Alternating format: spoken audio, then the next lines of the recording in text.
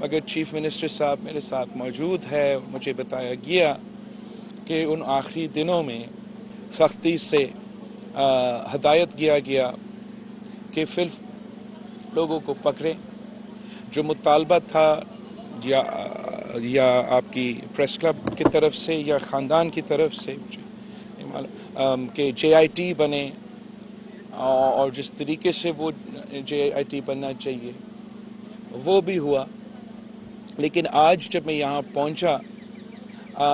मुझे बताया गया कि जिस तरीके से उम्मीद था कि इस केस पे प्रोग्रेस होगा वैसे नहीं हुआ है और काफ़ी सवालात बनते हैं। उम्मीद है कि अब जो SP साहब जो यहाँ का पोस्ट हो चुका है और जो इंटरम हुकूमत है, जो ना सिर्फ उनके वज़ीर मगर जो उनके ब्यूरोक्रेसी है, उनको मालूम होना चाहिए कि सिंध के लिए हमारे लिए जान मोहम्मद महर साहब कौन था। उनको अंदाज़ा होना चाहिए कि हम क्यों चाहते हैं कि आप ये जल्द से जल्द हमें इंसाफ दिलवाया जाए। शायद हमारा कराची में जो ऑफिसर्स लगे हैं वो किसी और सूबे से आए हैं तो उनको शायद अंदाज़ा ना हो, मगर पूरा सिंध का मुतालबा है कि जान मोहम्मद महर साहब को इंसाफ दिया जाए। और मुझे बहुत दुख हुआ, तकलीफ़ हुआ कि मैं इतने दिन बाद आ रहा हूँ ताज़ियत करने के लिए इनके ख़ानदान के साथ, और आज भी इनके ऐसे शिकायतें हैं जो नहीं होने चाहिए। उम्मीद है कि जो हमारा इंटरम वज़ीर बन चुके हैं, जो वज़ीर आला साहब मकबूल बाकर साहब ख़ुद इधर ना सिर्फ तशरीफ़ ले आएंगे मगर इस केस का ख़ुद पीछा करेंगे और हम सबको इंसाफ दिलवाया जाएगा। जो आज पुलिस अफसरान से थोड़ा बहुत हमारा इंटरेक्शन हुआ है, मुझे उम्मीद तो है कि वो पूरा कोशिश करेंगे। मगर जैसे अगर कोई JIT बना है और इतना बड़ा लेवल का एक ऐसा कदम उठाया गया है तो मेरा ख्याल में इस इशू को एक ज़्यादा प्रायोरिटी होना चाहिए इंटरम हुकूमत की तरफ से। और इस इशू सिंध का जो लॉ एंड ऑर्डर का इशू है उससे जुड़ा हुआ है। जो हमारा कच्चा में जो हमारे बहादुर पुलिस ऑफिसर्स काफ़ी अरसे से लड़ते आ रहे हैं, जान भी कुर्बान, शहादत भी कबूल कर रहे हैं, इसमें उनको पूरा पाकिस्तान की सपोर्ट चाहिए, पूरा इंतज़ामिया का सपोर्ट चाहिए, पूरा हुकूमत को सपोर्ट चाहिए ताकि हम इस मसला को हल कर सकें। अगर अमेरिका के जो हथियार हैं जो अफ़गानिस्तान में इस्तेमाल किए जाते थे दहशतगर्दों का मुकाबला करने के लिए, अब वो अगर असलाह दहशतगर्दों के पास पहुँचे हैं और सिर्फ पख्तूनख्वा के दहशतगर्दों के पास नहीं मगर हमारा कच्चा में भी पहुँच चुके हैं, तो अंदाज़ा होना चाहिए कि कितने खौफनाक खान साहब का जो पॉलिसी था और उसका जो असरात है वो कितने खौफनाक हैं। इस इशू को अगर सही तरीके से मुकाबला ना किया जाए तो हर जो क्राइम है, ना सिर्फ मर्डर के मगर जैसे किडनैपिंग के क्राइम्स हैं या चोरी करने के क्राइम्स हैं या जो पेटी क्राइम से लेके बड़े क्राइम्स हैं, वो सब ना सिर्फ हमारे सूबे में या कच्चे के इर्द गिर्द मगर दूसरे सूबे में और पूरा पाकिस्तान का असर होगा। बेहतर ये है कि जब मसला को आप हेड ऑन लेते हैं और उसको सही तरीके से अर्ली स्टेजेस में डील करते हो तो फिर वो आप उसको रोक सकते हो उससे पहले कि वो بھرتے ہوئے اور اس کا پورا پاکستان پہ نقصان ہو. مگر جہاں تک جان محمد ماہر صاحب کا کیس ہے وہاں ہم پاکستان پیپلز پارٹی نہ صرف خاندان کے ساتھ تو ضرور مگر ہمارے جو پریس کلب کے پریس کے ساتھی ہیں ان سب کے ساتھ ہم شانہ بشانہ کھڑے ہیں اور تب تک کھڑے ہیں تب تک ہمیں انصاف ہم سب کو انصاف نہ دیا جائے. سلیم ایک منٹ سلیم صاحب یہ بتائے گا 15 سال سے پاکستان میں حکومت ہے, آپ جو ابھی بات کر رہے ہیں آرڈر کی 15 سال میں آپ نے کیا کیا کرتے رہی ہے کچے میں نہ صرف جان محمد شہید کے قاتل بیٹھے ہوئے چھپے ہوئے درجنوں مغوی ہیں وہاں پہ, کیوں نہیں پاک فوج کو بلایا جاتا ہے ایک بھرپور آپریشن کرنے کے لیے جب آپ بتا رہے ہیں کہ وہاں پہ جدید اسلحہ ان کے پاس پہنچے؟ آپ کا بہت شکریہ. آپ بالکل پاکستان پیپلز پارٹی کا 15 سال حکومت رہا ہے اور مجھے یاد ہے کہ جب پاکستان پیپلز پارٹی کے کارکن 15 سال پہلے ادھر سے قائد عوام شہید ذوالفقار علی بھٹو کے برسی کے لیے جاتے تھے تو ہم سب اکٹھا ہو کے قافلہ میں کی صورت میں جاتے تھے کہ ایسا نہ ہو کہ ہمیں کچے سے ریڈ ہو جائے. مجھے یاد ہے کہ یہ 15 سال میں ہم کس جگہ پہ شروع ہوئے تھے کہ ہمارے شہریوں کا خون کا ہولی کھیلا جا رہا تھا, دہشت گردی کا آگ پختونخوا سے کراچی تک آپ سب کو نظر آ رہا تھا. اور تب بھی افسوس کے ساتھ پاکستان کے حکمران اور سیاستدان میں ایک آسٹرچ پالیٹکس کا عادت ہے کہ وہ اپنا جو آسٹرچ پالیٹکس تو ہے وہ انگریزی کا ایک کہاوت ہے کہ جو آسٹرچ اپنا وہ سر چھپاتا ہے اور ان کو اندازہ نہیں ہے کہ چیزیں ان کے ارد گرد کتنے برے ہوتے جا رہے ہیں. اور تب بھی صرف ایک پیپلز پارٹی تھا جو کہتا تھا کہ ان دہشت گردوں کو آپ کو مقابلہ کرنا پڑے گا. یہ ایسے نہیں ہو سکتا کہ ایک طرف سے آپ مدد کرو اور دوسری طرف سے آپ بیانات دو. اس وقت پاکستان پیپلز پارٹی کا پالیسی یہ تھا, شہید محترمہ بینظیر بھٹو نے ان سب کو, جب کسی مرد سیاستدان میں ہمت نہیں تھا, آنکھوں کے آنکھیں ڈال کر لڑکاتی تھی. جب وہ پہنچی دہشت گردی کا واقعہ ہوا, آج تک پاکستان کا سب سے بڑا 200 سے زیادہ جو شہید ہوئے کارساز کا واقعہ,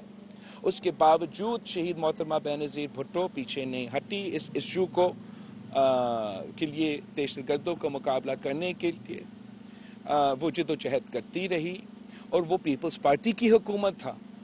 جس نے تمام سٹیک ہولڈرز کو, پاکستان کے قوم کو ان کے خلاف اکٹھے کیے اور الحمدللہ ہم نے نہ صرف ان کا مقابلہ کیا مگر مقابلہ کر کے ان کا جیسے کہتے ہیں کہ بیک بون توڑ دیا تھا. جو کڈنیپنگ کا رینسم تھا ہمارا نہ صرف پورا ملک میں اثر ہوگا لیکن اس لیے کہ ہمارا حکومت یہاں صوبے سندھ میں تھا, تقریباً ختم ہو چکا تھا. پیٹی کرائمز جو تھا وہ بھی بہت زیادہ کنٹرول ہو چکا تھا. اب کیا ہوا ہے جس کی وجہ سے چاہے وہ مذہبی دہشت گردی ہو, چاہے وہ ہمارا کچا کے دہشت گرد ہو, چاہے وہ وہی کڈنیپنگ یا کرمنل کے لوگ ہو, وہ نہ صرف یہاں, چاہے وہ بلوچستان ہو, جنوبی پنجاب ہو, پختونخوا ہو, وہ پھر سے اپنے سر اٹھا رہے ہیں. وہ اس لیے کہ پاکستان پیپلز پارٹی کا وہ جو پالیسی جس کا میں ذکر کر رہا تھا اس میں عمل درآمد نہیں ہوا. وہ نیشنل ایکشن پلان جس کے لیے ہم نے جد و جہد کیا, آپ کو یاد ہوگا تب بھی 2014 کے آپریشن سے پہلے تمام سیاسی جماعتیں کہہ رہے تھے کہ ان سے بات چیت کیا جائے, ان سے ڈائیلاگ کیا جائے, ان سے دوستی کی جائے. اور ایک ہی پاکستان پیپلز پارٹی تھا جو کہتا تھا آپ کو مقابلہ کرنا پڑے گا, آپ کو rate of the state establish کرنا پڑے گا, ورنہ ان پر آپ قابو نہیں ہوں گے. اب دو چیزیں ہوئی ہیں, ایک تو جو مہنگائی کا سونامی, بے روزگاری, غربت کا جو معاشی بحران کا سلسلہ ہے اس کی وجہ سے کرائم ملک بھر میں بڑھتا جا رہا ہے, اور دوسری طرف جو ہمارا سیلف سیبٹاجنگ نیشنل سیکیورٹی پالیسی جو خان صاحب نے اتنے سالوں کا محنت کو چند دنوں میں خراب کر دیا. جب افغان حکومت نیا بن رہا تھا تو اس وقت اس نے پاکستان کے بارڈرز نہ صرف ان شہریوں کے لیے چلے سالم والوں کو تو بنتا ہے, پوری دنیا میں ایسے ہوتا ہے, مگر وہ دہشت گرد جو ان کے جیلوں سے فرار ہو کے یہاں آئے ان کو آباد کرنے کا پلان بنایا تھا. کیا جو جنرل فیض صاحب تھا اور جو عمران خان صاحب تھا یا جو بھی اس پلان میں انوالو تھے, ان کو یہ اندازہ نہیں تھا کہ اگر وہ سابق ٹی ٹی پی, سابق القاعدہ کو میرا فاٹا کے علاقے میں پھر سے آباد کریں گے تو کتنا دیر لگے گا ان کو ہمارا کراچی پہنچنے تک؟ کیا ان کو اندازہ نہیں تھا کہ جو اے پی ایس کا واقعہ کے بعد پاکستان کے بہادر جو آفیسرز تھے جو شہادت قبول کر کے ان کو نارتھ وزیرستان سے بگایا تھا, کیا ان کو اندازہ نہیں تھا کہ وہ واپس آ کے اسی فوج پہ حملہ کرنا شروع کر دیں گے؟ اب اس ریاست میں یہ کیسے ممکن ہو کہ ہم شہادتیں دیں, پاکستان کے شہری شہادتیں دیں, پاکستان کی قیادت شہادتیں دیں, پاکستان کے فوج شہادتیں دے, پاکستان کی پولیس شہادتیں دے, ہم وہ کام کریں جو نیٹو افغانستان میں نہیں کر سکے, ہم پاکستان میں دہشت گردوں کو ہروائیں اور چند دنوں اور 2-3 شخص یہ فیصلہ کر سکے کہ قوم کے دشمن کو وہ معاف کر سکتے ہیں پارلیمان سے پوچھے بغیر, عوام سے پوچھے بغیر. اگر آپ ایسے کام کریں گے تو پھر یہ مسئلے ہوں گے جیسے آج کل چترال میں ہو رہا ہے, یہ مسئلے ہوں گے جیسے ہمارے یہاں کچھے, چاہے آپ ادھر رہتے ہو یا آپ جنوبی پنجاب میں رہتے ہو یا آپ بلوچستان میں رہتے ہو, ایسے ہی ہوگا. میں چاہتا ہوں کہ اب جو پرانا طریقہ ہے اس ملک کا چلانے کا وہ چھوڑا جائے, ہم اپنے شہریوں کے ساتھ, اپنے عوام کے ساتھ, اپنے ریاست کے ساتھ, اپنے شہدا کے ساتھ انصاف کریں. اور جو لوگ اس غلط فیصلے میں انوالو تھے, اگر وہ سیاستدان تو پاکستان کے عوام ان سے احتساب کریں گے, ہم ان کا احتساب کریں گے. اگر وہ کسی اور ادارہ میں تھے تو وہ ادارہ آپ ان لوگوں کا احتساب کرو کہ یہ کیسے ہوا اور کیسے ہوا کہ میرا اور آپ کے دشمنوں کو, پاکستان کے دشمنوں کو, پاکستان کی ریاست کے دشمنوں کو ایک بار پھر اگر پاکستان میں مسلط کیا گیا تو اس کے پیچھے ایک کہانی ہے, اور پاکستان کے عوام کا حق ہے, شہیدوں کے خاندانوں کا حق ہے کہ ان کو بتایا جائے, ان کو پتہ ہو کہ یہ جو دہشت گرد ہیں ان کے واپس آنے کے جو اس کے پیچھے جو کہانی ہے اب کھلنا چاہیے. صاحب آپ نے خود غربت اور بےروزگاری کی بات کی, جب اگست میں حکومت پوری ہوئی پارلیمنٹ. اب بجلی کا بل اگر اوپر ہو رہا ہے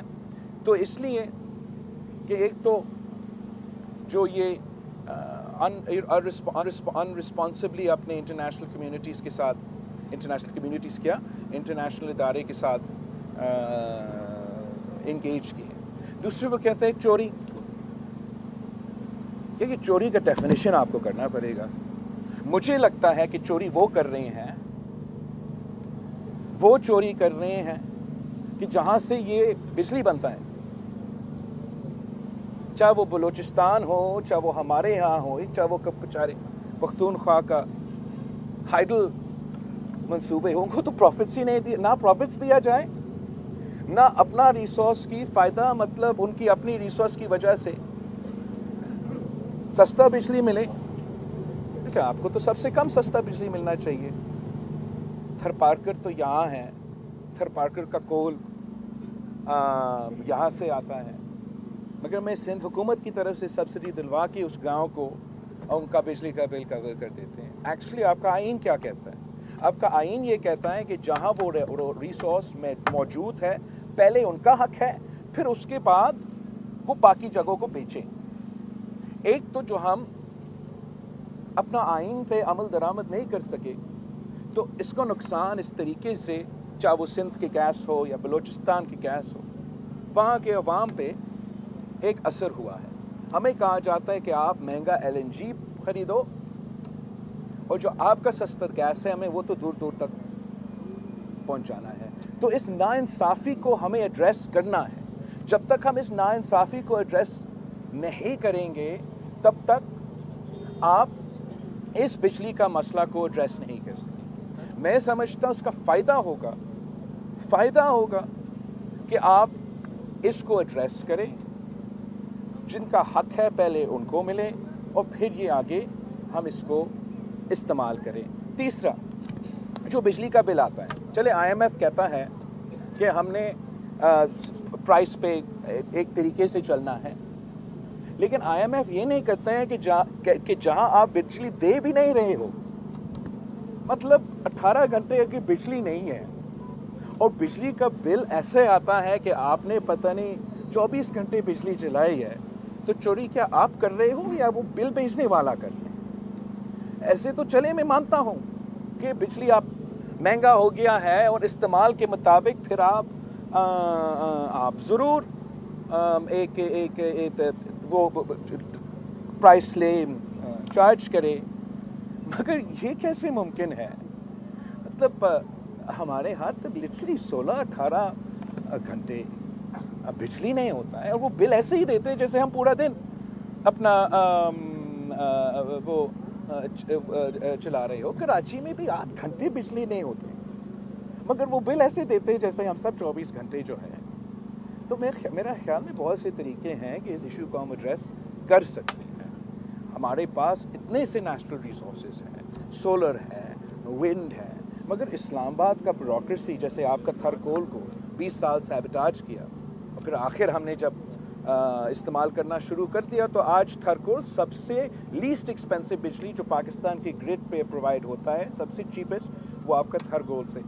آتا ہے. ویسے ہی جو ہمارا سولر اور ونڈ کے منصوبے ہیں, یہ نیپرا والے یہ جو وفاق میں بیٹھے ہیں وہ کسی بھی صوبہ, نہ میرا نہ یہ صوبہ نہ پنجاب کا, کسی کو نہیں چلنے دے رہے. ان کو فیسیلیٹیٹ کرنا چاہیے. آج تک 1 سال میں شہباز شریف صاحب وزیر اعظم تھا, ہم سب حکومت میں تھے. 1 سال کے اندر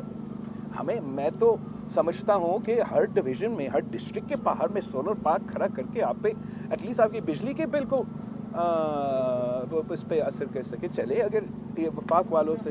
نہیں ہو سکتا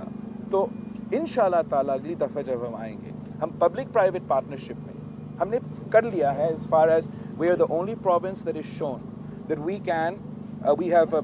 laid our own transmission line for electricity. We've set up our own power production. تو میرا نہ صرف اس صوبہ سے مگر بلوچستان سے,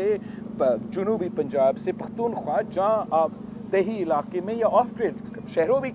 انہوں نے بجلی سے محروم رکھا ہے, ان کے ہر ڈسٹرکٹ کے ساتھ یا کم از کم ہر ڈویژن پہ ہم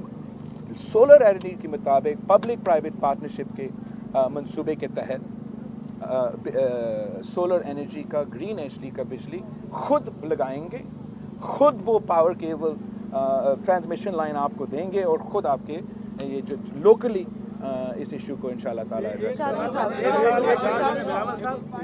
ملک کے لیے کیا معیشت ضروری ہے یا الیکشن ضروری ہے؟ آپ جو اتنا الیکشن کا شور مچا رہے ہیں 2-4 سال بعد ہو جائیں گے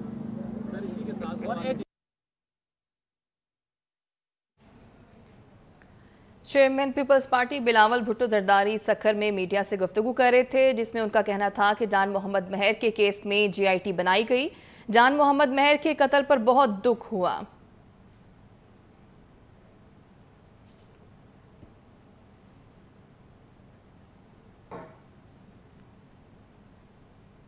نہیں کرتے ہیں. میں نے اپنا جو GCC کا میں ذکر کرتا آ رہا ہوں, اسی CC میں 90 دن کا تو اپنی جگہ ہمارا خیالات اور اس پہ تو بحث بھی آگے ہوگا, لیکن جہاں تک ڈیٹ کا اعلان کا اختیار وہ ہماری نظر میں, میرا پارٹی کی نظر میں الیکشن کمیشن کے پاس ہے اور الیکشن کمیشن ہی ڈیٹ اعلان کرتے ہیں. اور یہی وجہ ہے کہ ہم الیکشن کمیشن سے ہی ریکویسٹ کریں گے کہ الیکشنز ٹائملی ہو. آپ یاد دلوائے مجھے, اس لیے آپ 3 دفعہ مجھے انٹرپٹ کیا کہ ملک میں جو ہے تو जहाँ तक आपका सवाल है,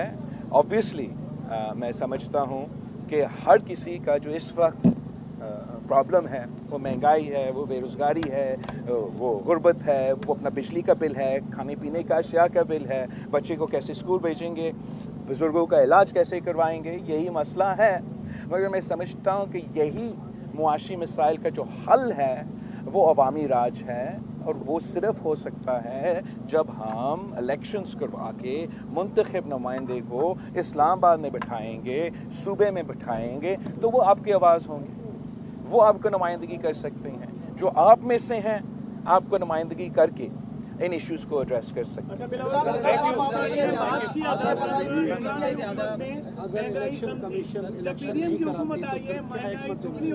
मुझे आप सियासी सूरत हाल से वाकिफ हैं, ये बताइए कि क्या लेवल प्लेइंग फील्ड सबके लिए क्लियर है? क्योंकि जो इमरान खान है वो जेल के अंदर है और मियां नवाज शरीफ मुल्क से बाहर है, तो क्या आप समझते हैं कि लेवल प्लेइंग फील्ड नहीं है किसी के लिए? किसी एक के लिए तो है, लेवल प्लेइंग फील्ड नहीं है, और यही मेरा एतराज़ है। Thank you.